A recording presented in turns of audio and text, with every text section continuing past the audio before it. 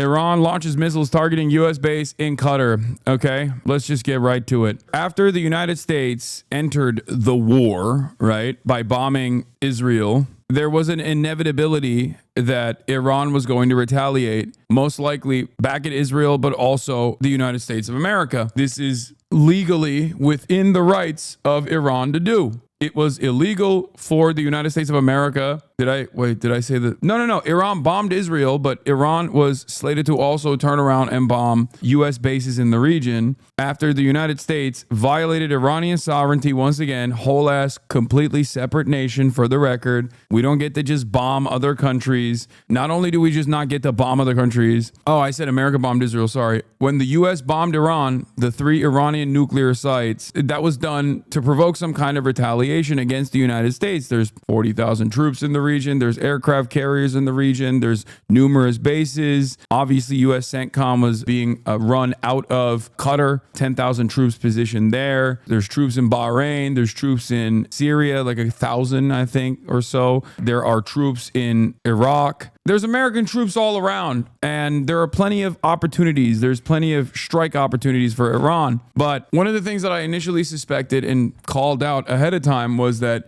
given Iran's track record of restraint in this tit for tat, in this back and forth that was happening with Israel, and also in the limited response that took place when Donald Trump, in his last tenure, severely escalated and killed Qasem Soleimani, the famous Iranian head of the IRGC Quds Force, like their special forces. When Donald Trump killed Qasem Soleimani in his first tenure, the Iranian retaliation was once again incredibly limited. And I think that the generals that were in Trump's ear this time around, on top of like the Israeli influence in this process, because it's pretty obvious that we are now letting Israel guide our foreign policy in the region. They're in the driver's seat and they are running the show, right? These escalations that are happening and no interest in negotiation whatsoever has always been Israel's most important policy. Iran is like the crown jewel that they want to take out in the region because it is a funder of all these resistance groups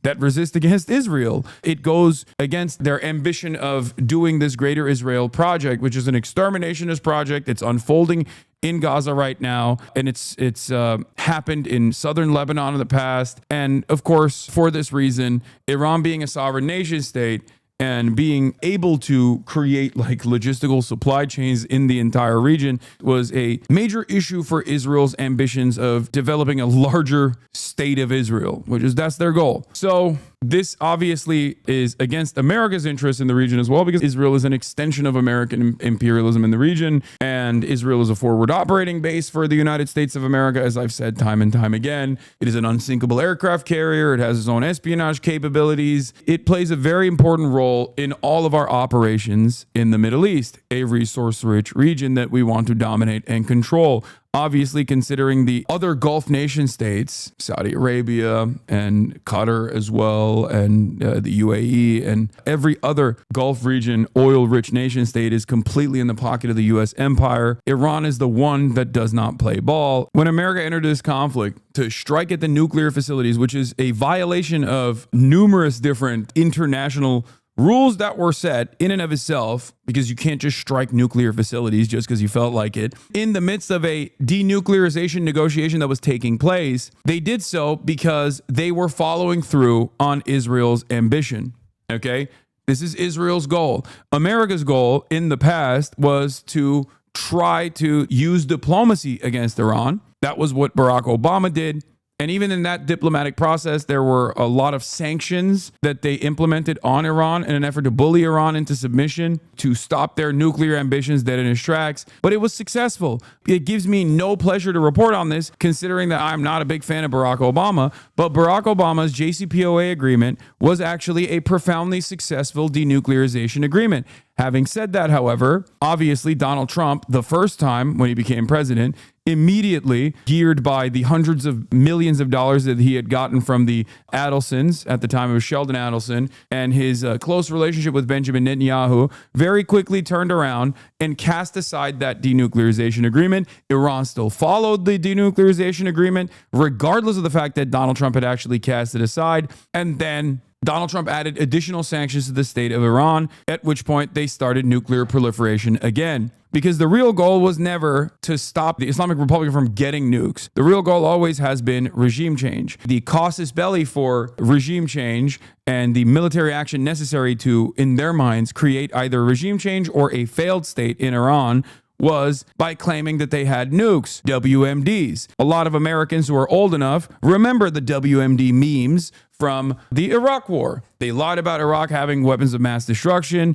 and they used that as a reason for why they had to go to war with Iraq. Now, of course, this came in the aftermath of 2 years of unlimited propaganda post 9/11. It was immediately after 9/11. So obviously people were a lot more invested into going to war, as opposed to doing this in 2025 in the ashes of the war on terror, where everybody understands that America lied to go to war with Iraq, and it was a major L for America in general, and it caused so much instability in the region and had tremendous impact, and it's deeply unpopular, so unpopular that Donald Trump literally ran against the Iraq war in 2016 against Hillary Clinton for supporting the Iraq war and won. It's not working. The same meta is not really working unless you already have tremendous amounts of motivated reasoning to believe that Iran does have nukes and we have to blow them up. And there are some people who believe that, but clearly, judging by the latest YouGov poll that came out that I posted, 85% of the country does not want to go to war with Iran. 85% of the country.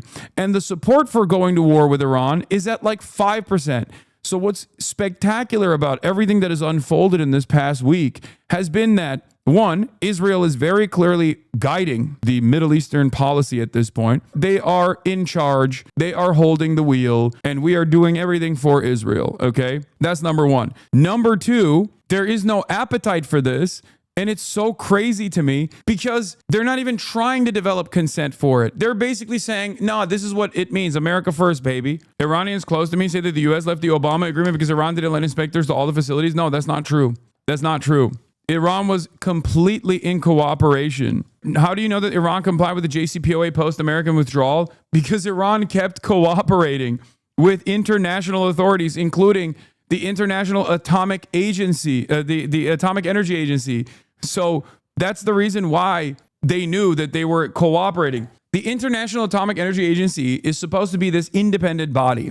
70% of their resources goes to Iran. They only are there to monitor Iran, okay? Having said that, however, they might actually leave the NPT now, for the record. And it seems to me like the Iranian Parliament's National Security Commission has approved the bill on the suspension with the cooperation with the International Atomic Energy Agency.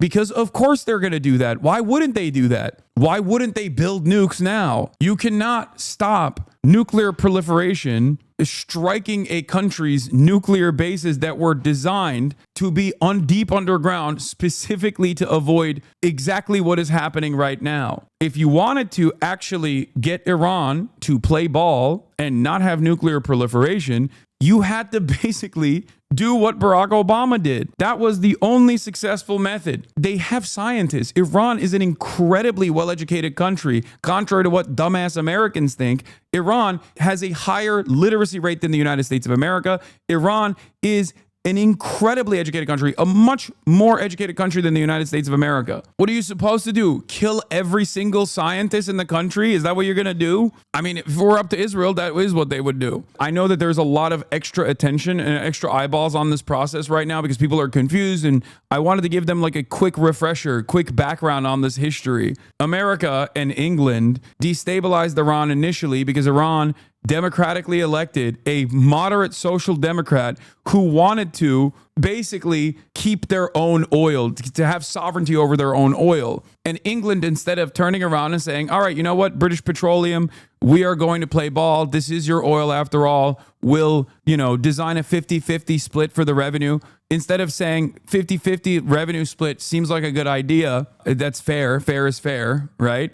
They said, no, we're only going to give you 10% of the revenue still. How dare you do this? And then they implemented a coup. And then they installed the British puppet, the Shah. And the Shah was so unpopular, and the Iranians were so upset with this severe setback on their own sovereignty that they obviously retaliated. And there was a revolution that took place in Iran against the Shah, a revolution that was backed by the socialist forces, social democratic forces, popular mobilization, and of course, the Islamist forces as well. And the Ayatollahs came into power. People were understandably very upset, okay? They were understandably very upset at Western involvement and Western destabilization. That's important to understand why there's so much resentment towards Western destabilization in the country, even if they hate the Ayatollah, okay? There are plenty of secular Iranians that don't like the Ayatollah, that despise the repressive forces of the Islamic Republic on their own domestic affairs.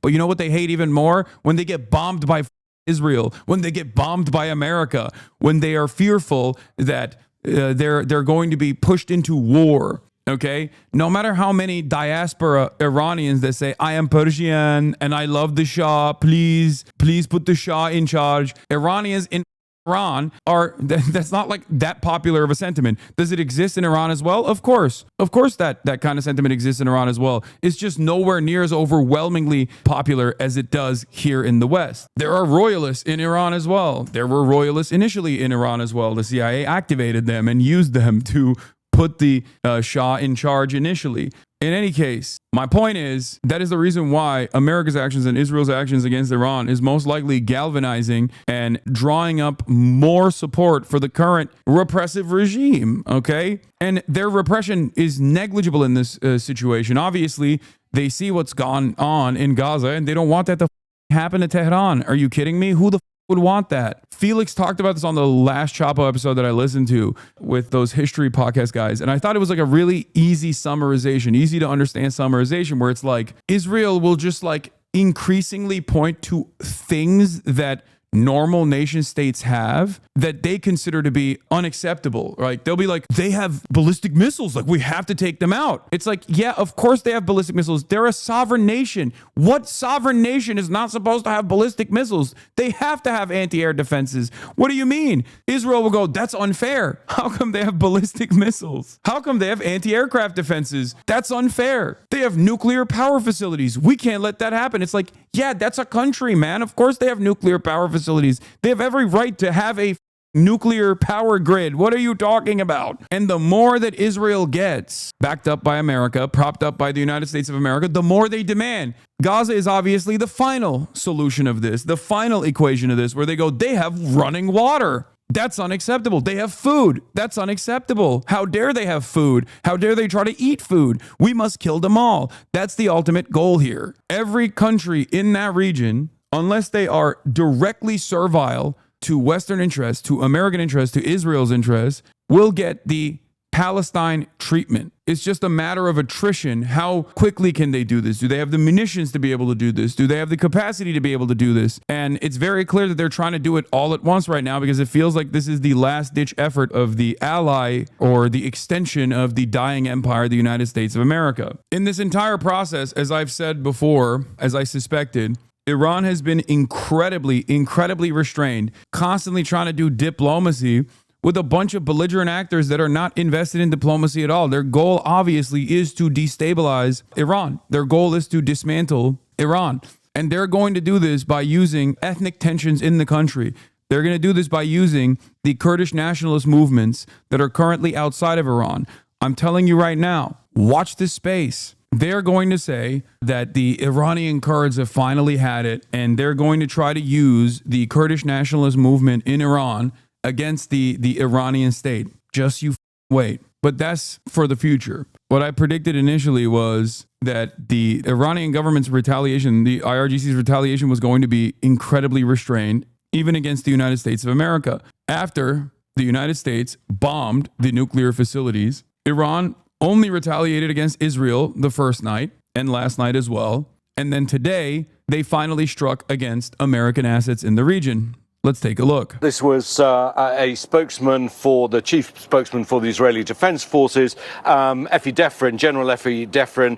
He was asked about Iran's attacks on US bases, saying that we're following developments that are being reported. We are in touch with our partners in the region. And of course, Israel regards this as more proof of the violence, that Iran is a terrorist state that threatens not just Israel, but the region and the world. We're also hearing from Bahraini state state television that they have closed their airspace. The Interior Ministry in Bahrain, which of course is home to the US Fifth Fleet, had a... Bro, they moved all the troops. They already said ahead of time that they were going to strike Qatar. It's a symbolic prize. The reason why the markets are up is because this was a de-escalatory retaliation. The markets are up because they were worried that the Strait of Hormuz was going to be mined. Iran has options in terms of retaliation here. The maximalist position would have been to continue bombing with long-range ballistic missiles Israel, using their short and medium range and older munitions on American bases, shutting off the Strait of Hormuz, the 33-kilometer area that, 20% of all global oil and a ton of commerce goes through, okay? And then maybe even activate whatever remains of like the Hezbollah missile capabilities on Israel as well. That is the maximalist position. And Yemen, of course, as well, would be striking against American positions and also Israel with whatever capabilities they have. That is the maximum position. Or, well, I guess the one position above that is directly lighting oil refineries on fire. Okay? This would have, of course, nuke global trade in its entirety. So that was the maximum retaliation. Like any other part of that, any component that you remove from that is going to be obviously less severe. This right here, what they did was basically the most limited version where you save face. It's like a save face counterattack because you have to do something because you're a nation state. You're a proud nation state. You're a nation state that has an interest in like defending your own national sovereignty. You have to retaliate. The retaliation was largely symbolic. It's not a real deterrence at all, considering that Israel has refused to back down from the largely symbolic retaliations that Iran has engaged in so far. And America obviously is the top dog in the region. And I said that they were most likely going to eat it. They were going to tank the damage. They were going to say the facilities were not that damaged. There's not a state of disrepair. You only gave us a little bruise. It's fine. And we will continue to try and retaliate through legal options that we have with the hopes that they can get away. And America will actually come back to the bargaining table and negotiate and maybe even leave Iran alone. I don't think that's going to happen. I don't think that this is in America's plan. I think this is certainly not in Israel's plan. Israel's made that clear. So I do think this is most likely a mistake, but we shall see. As I suspected, the generals who were in Trump's ear about how this at most would resemble the post-Soleimani assassination retaliation may have been correct, significantly limited, even if the target is a higher prize symbolically. 3 Iranian officials familiar with the plans said that Iran gave advance notice to Qatari officials that attacks were coming as a way to minimize casualties. The officials said Iran symbolically needed to strike back at the U.S., but at the same time carry it out in a way that allowed all sides an exit ramp. They described it as similar strategy to 2020 when Iran gave Iraq heads up before firing ballistic missiles at an American base in Iraq following the assassination of its top general. Iran also said, according to the Associated Press, that the missile barrage on Qatar was the same number of bombs used by the U.S. on its nuclear sites, signaling a likely desire to de-escalate. The problem here is this is not in Israel's plan. Israel very clearly does not want de-escalation. Israel very clearly does not want the Iranian state to exist. All you are doing at this stage is basically telling the powers in the region that they can do whatever the they want to you as they're doing it to you. Okay, they can do whatever they want to you, and you're never actually going to make them recalculate this decision. Israel has time and time again proven to every country that is paying attention in its neighborhood, in its backyard, that the only way that Israel stands down is if they are forced to stand down, if the cost is too much. Lebanon is the best example of this, of course. Israel invades Lebanon, Hezbollah pushes them back. Too many troops die. Too many Israeli occupying force, diaper force troops die. They have to recalculate. They have to inevitably pull out. Israel has never, ever backed away unless America told them to. Israel has never backed away from further military incursion and further land grabs unless they are forced to stand down. Essentially issued an order advising people to stay at home. Now, no indications that anything has happened there, but it's just worth reiterating that the concerns about what just happened in Qatar are not just felt in that country, but I think throughout the Gulf region. But again, just to be very clear, we need to know whether any of these got through. A US official speaking to ABC News has essentially said that the Qataris and the Americans were involved in the shoot-downs. They're also saying that they don't think any of those projectiles landed in Al Udeid Air Base. Interestingly, Press TV, which is the pro-Iranian or Iranian government television, is claiming that they did land there, but no evidence of that. And what more are you hearing about the way these missiles were intercepted? Well, again, this has come from US officials. We know that the Qataris have basically US air defense systems, and of course the US base at Al Udeid has some as well. And are other assets in the region as protected as this air base is, or are they more vulnerable? Well, this is an extraordinarily protected air base because this is the nerve center, as we've been. Yeah, the base in Qatar is a U.S. CENTCOM. Like, that is where their operations are being conducted. So it's very different from like the one in Iraq. The base in Iraq, you can just lob missiles at. You'll blow up a couple buildings. They probably will move. I think they did in 2020 when Iran said ahead of time that they were going to hit the bases in Iraq. They moved their troops away. They moved a lot of the equipment away so that they wouldn't get hit. It's symbolic. Trump has literally done this with Syrian bases in the past as well. Do you think Qatar will respond? No, they will not. What? If anything, when Israel struck the joint collaborative natural gas fields that Iran and Qatar have together, that was something worthy of significant retaliation to Israel, not to Iran. No, they're not going to. I don't think they're going to respond to Iran. This is not about Qatar anyway. This is about America. The real question is, will America respond? But as I said, judging by what Iran has done thus far, both in 2020 and also in the tit for tat back and forth, Operation True Promise 1, Operation True Promise 2, and now even Operation True Promise 3 between Iran and Israel, I said that their response was going to be an off-ramp, and it seems to be the case. Now, will America take this as an opportunity to actually back off from Iran? Will they? I don't think so, because I think that America has completely given the command structure to Israel at this point. You have the horniest, most violent generals possible in Trump's ear. And also on top of that, you got constant phone calls coming in from Israel that actually sully whatever kind of negotiation process that Trump might have actually been working on.